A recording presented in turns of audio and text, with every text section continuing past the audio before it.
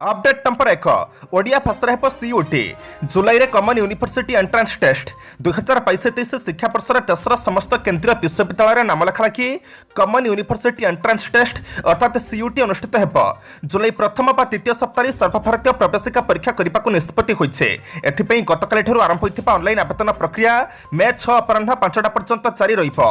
फी दाखलर शेष समय मे 6 तारिख राति 11:50 रखा जाइछे। आग्रही प्रार्थी CUT.समर्थ.ac.in वेबसाइट माध्यम ही केवल आवेदन करेंगे।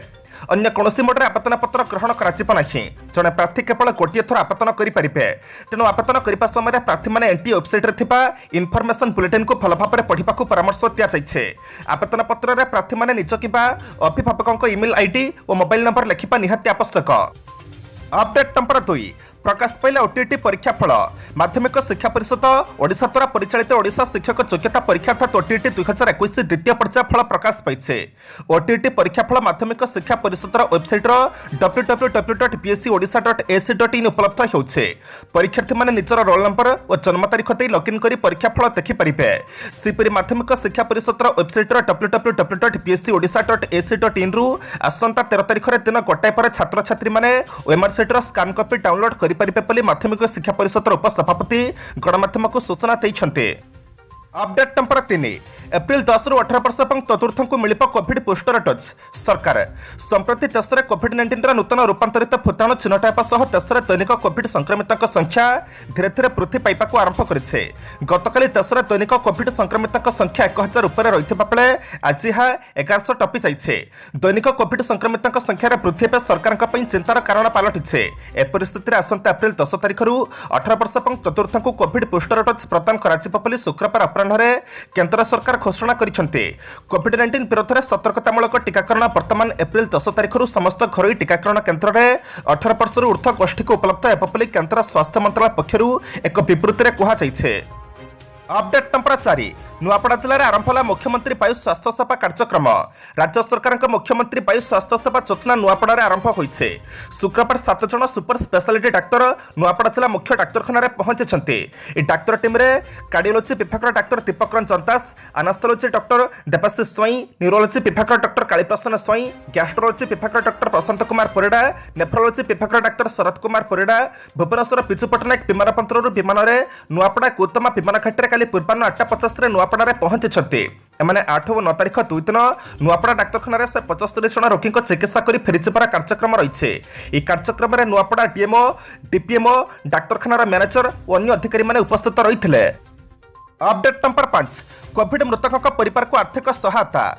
कोविड-19 मृत्यु विपर्य मुकाबला पांठि 50,000 टंका अनुकंपामूलक सहायता राशि मृतकों निकटतम संपर्क को जोगाई दि जाउछे। जो व्यक्ति मैंने 2022 मार्च 20 तारिख कि पूर्व कोविड-19 मृत्युवरण करछंती एवं समानक निकटतम संपर्क मैंने जदि सहायता राशि पाई नाहंती समान आवेदन पत्र दरखास्त आवश्यक दस्तावेज सहित जिलापाल को ऑफलाइन किंबा ऑनलाइन वेबसाइट जरिए आसंता 60 अर्थात 2022 मे 28 तारिख मध्य आवेदन करें सरकार पक्षर कहुई। अपडेट नंबर 6 पुलिस महानिर्देशक को भेटिले उत्कल सांबादिक संघ। नीलगिरी सांबादिक लोकनाथ दलैंक गोड़े पेड़ी पकाइबा घटनार प्रतिवाद जणाई पुलिस महानिर्देशक सुनील बंसल को उत्कल सांबादिक संघर सदस्य मैंने साक्षात कर दाबीपत्र देते। उत्कल सांबादिक संघ पक्षर नीलगिरी आईसी द्रौपदी दास विरोध में दृढ़ कार्यानुष्ठान नेबापी डीजीपी आगे दाबी करपटे घटनार तुरंत पदक्षेप ननेले राज्यव्यापी सांबादिक मैंने आंदोलन को ओह्लैबे संघ पक्षर चेतावनी दिखाई। सांबादिकों गोड़े पेड़ी पकाइबा घटनार काली राज्यर विभिन्न स्थान में सांबादिक मैंने मिलित भाव प्रतिवाद करिसेंते। अपडेट नंबर 7 काला बैशाखी 7 जिला को येलो वार्निंग जारी। आज अर्थात 9 तारिख शनिवार अपराह्न सुधा राज्यर मालकानगिरी कोरापुट नवरंगपुर नुआपड़ा कलाहांटी कंथमाल बौद्ध अनुकूल केन्दुझर मयूरभंज सुंदरगढ़ जिले में गोटी किंबा 2टी स्थान में हालुकारू मध्यम वर्षा बा वज्रपात होबार संभावना रही बोली आज अपराह्न भारतीय पाणीपाग विभाग भुवनेश्वर स्थित आंचलिक पाणीपाग विज्ञान केन्द्र पक्षर जारी एक सतर्क सूचना कहुई। तेज पाणीपाग विभाग पक्षर जारी सतर्क सूचना अनुसार यही समय मध्य राज्यर कोरापुट नवरंगपुर नुआपड़ा कलाहांटी कंथमाल केन्दुझर मयूरभंज जिले में गोटी किंबा 2टी स्थान में वज्रपात सह छड़ा वर्षा जनित कालबैशाखी होबार संभावना रही 7टी जिला येलो वार्निंग जारी करने सह कालबैशाखी समय पदाक न बाहर लोकों को परामर्श देछि पाणीपाग केन्द्र।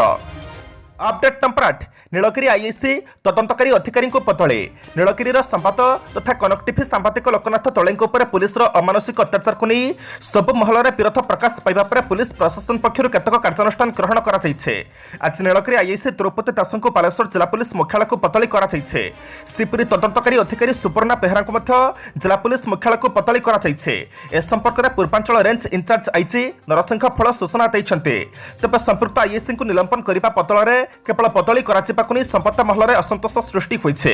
एसबु भितर सांबादिकों गोड़े पुलिस बड़ी पकाइबा घटना हस्तक्षेप कर राज्य मानवाधिकार कमिशन घटना संपर्क में पूर्वांचल आईजी को रिपोर्ट मागिछन्ते। निज आड़ू हस्तक्षेप कर राज्य मानवाधिकार कमिशन कहते पूर्वांचल आईजी संपूर्ण घटनार पुंखानुपुंख अनुधान कर रिपोर्ट दिंतु आसंता 15 दिन भितर रिपोर्ट देवाक निर्देश होइछे एवं एही अवधि भितर बालेश्वर सीडीएम और बीएचओ रिपोर्ट दाखल करने को कहुछे। Update number 9 solid fuel ducted ramjet क्षेपणास्त्र सफल परीक्षण प्रतिरक्षा गवेषणा और विकास संगठन अर्थात डीआरडीओ पक्षर काली Chandipur ITR range solid fuel ducted ramjet क्षेपणास्त्र सफल परीक्षण होइछे। पूर्वाह्न आकाशमार्ग में यार फ्लाइट टेस्ट करा यार बूस्टर मोटर और नोजलेस मोटर समेत समस्त उपप्रणाली आशानुरूप कार्य करथिला।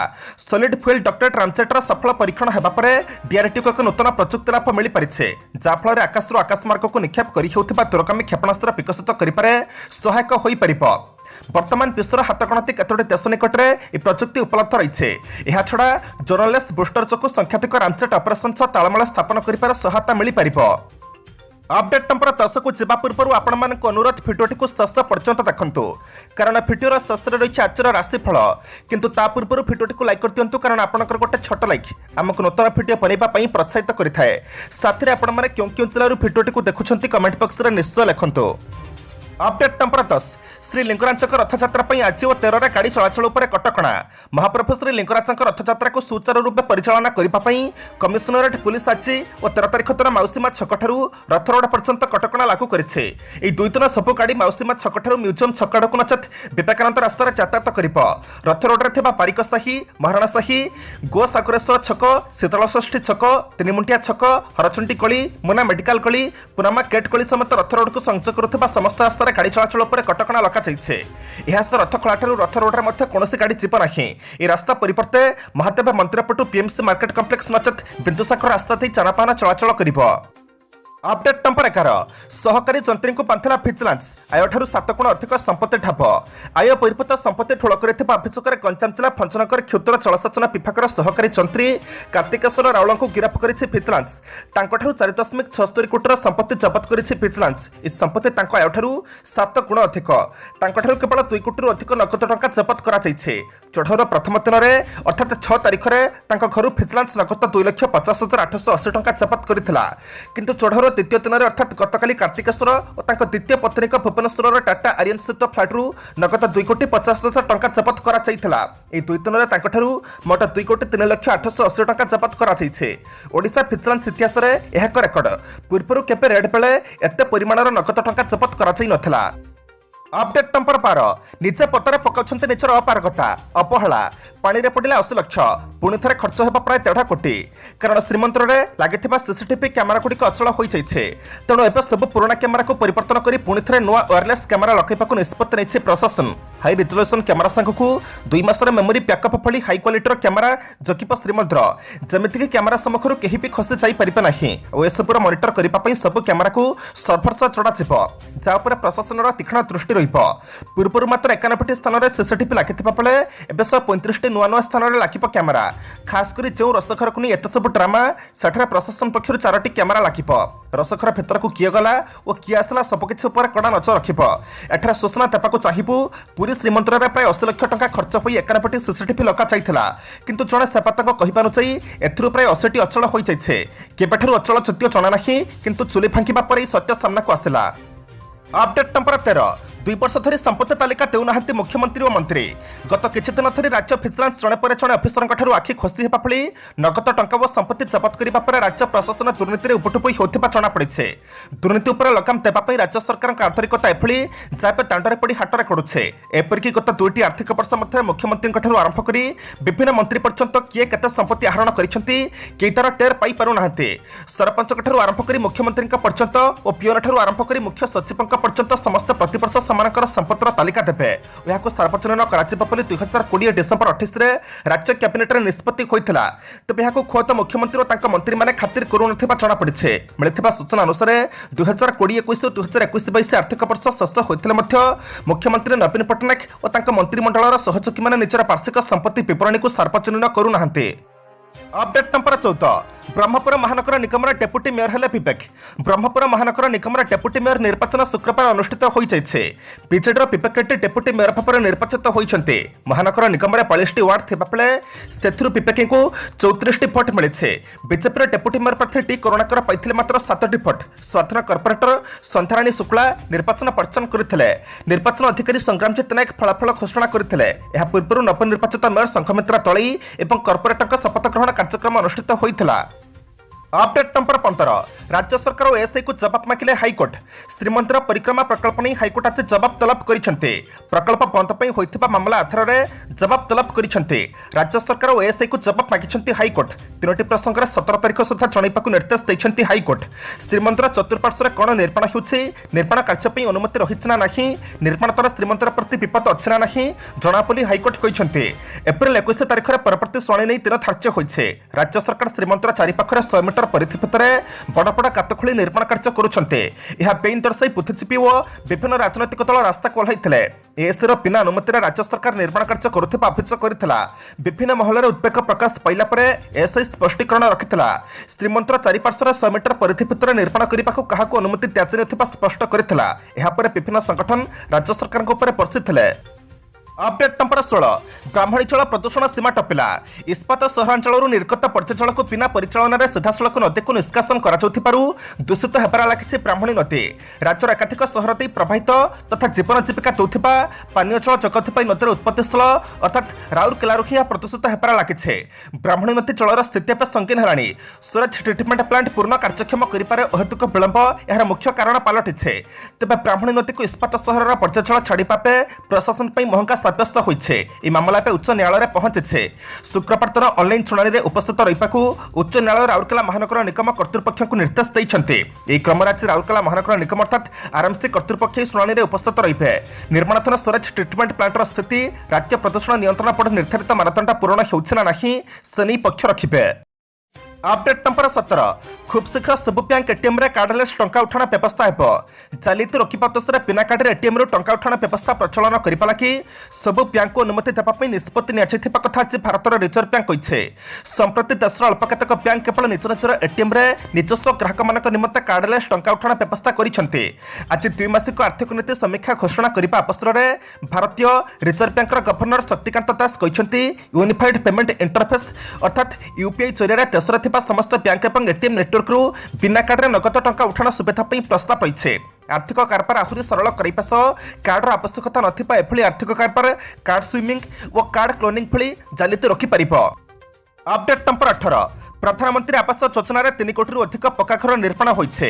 गरीब मानक पई प्रधानमंत्री आवास योजना 3 कोटी अधिक पक्का घर निर्माण संपूर्ण होइछे बोली आज घोषणा करिबा सहित प्रधानमंत्री नरेंद्र मोदी कहिसेंति जे उक्त घर सब महिला सशक्तिकरणर संकेत पलटिछे। ट्वीट करी प्रधानमंत्री कहिसेंति देशर प्रत्येक गरीबंकु पक्का घर जोगाई देबा निमंते करिथिबा संकल्प रे आमे गुरुत्वपूर्ण सपन अतिक्रम करिछु। केवल जनसाधारणक भागीदारी रे 3 कोटी अधिक घर तोलिबा संभवपर होई परिछे।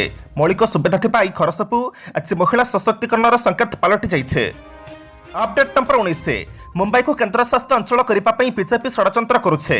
शिवसेनार वरिष्ठ नेता तथा राज्यसभा सांसद संजय राउत शुक्रवार दिन अभियोग कर मुंबई को एक केन्द्रशासित अंचल करने बीजेपी षड्यंत्र करुछे एवं यही उद्देश्य केन्द्र गृह मंत्रालय निकट एक प्रस्ताव उपस्थापन करिछे। मुंबई को एक केन्द्रशासित अंचल करने चलता षड्यंत्र पूर्वतन बीजेपी सांसद किरीटी सोमैया एवं दलर अन्य प्रमुख नेता समेत बिल्डर व्यावसायिक गोष्ठी संपुक्त अच्छी बोली राउत अभियोग करते। मुंबई को एक केन्द्रशासित अंचल करने विषय एक उपस्थापना गोष्ठी द्वारा केन्द्र गृह मंत्रालय निकट में कराଯାଇଛି। इतिमध्य योजना को कार्यकारी करने बैठक अनुष्ठित हो सारी और एथपाई पांठि संग्रह कराଯାଉଛି। ଏହି କାର୍ଯ୍ୟ ଗତ 2 ମାସ ଧରି ଚାଲିଛି ଏବଂ ମୁଁ ସମ୍ପୂର୍ଣ୍ଣ ଦାୟିତ୍ୱପୂର୍ଣ୍ଣ ସହକାରୀ ଏହା କହୁଛି। ମୁଁ ଯାହା କହୁଛି ତା ପ୍ରମାଣ କରିବାକୁ ମୋ ପାଖରେ ଯଥେଷ୍ଟ ପ୍ରମାଣ ଅଛି। ମୁଖ୍ୟମନ୍ତ୍ରୀ ଉଦ୍ଧବ ଠାକରେ ମଧ୍ୟ ଏହି ବିଷୟରେ ଅବଗତ ଅଛନ୍ତି ବୋଲି ରାୱତ କହିଛନ୍ତି। अपडेट नंबर 20 लगातार एकादश थर पर अपरिवर्तित रहिला रेपो रेट नूतन आर्थिक वर्ष 2022-23 प्रथम बैठक में मॉनिटरी पॉलिसी फलाफल को आरबीआई गवर्नर शक्तिकांत दास आज घोषणा करिसेंते। रेपो रेट 4% अपरिवर्तित रखाଯିबा सह रिवर्स रेपो रेट 3.35% अपरिवर्तित रहिছে। लगातार एकादश थर पर रेपो रेट अपरिवर्तित रखा जाइছে। आरबीआई गवर्नर कहते समस्त सदस्यों सहमति में एथर रेपो रेट में कौन परिवर्तन करा जाई नाही। से आउरी मध्य कहते जे जोगाण श्रृंखला को नहीं विश्व बजार चापर रही। आरबीआई गत 22 मई 2020 निर्दिष्ट हार में परिवर्तन करथिला।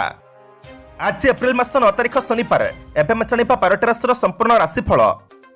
अपडेट नंबर 1 मेष राशि आज यात्रा और शांत भ्रमण में जड़े विशिष्ट व्यक्ति सानिध्य लाभ करेंगे। सरकारी स्तर बहु प्रतीक्षित खबरटी आज अपराह पाइपारते।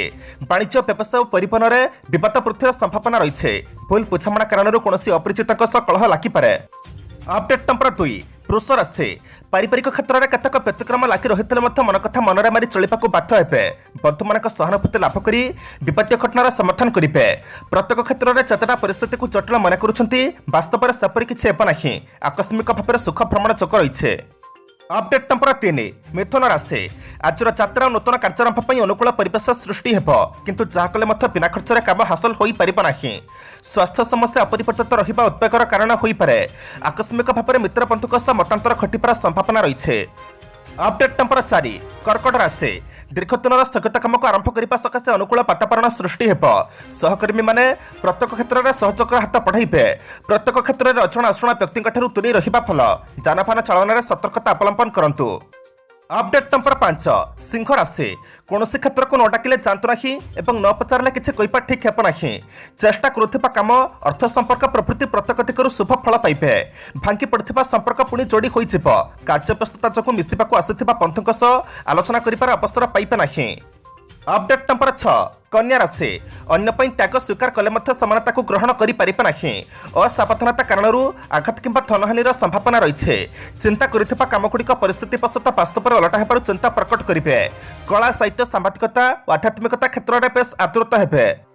अपडेट नंबर 7 तुला राशि आज ही शेष करने को भावुवा कामटी को खर्चांत हेले शेष करें ना।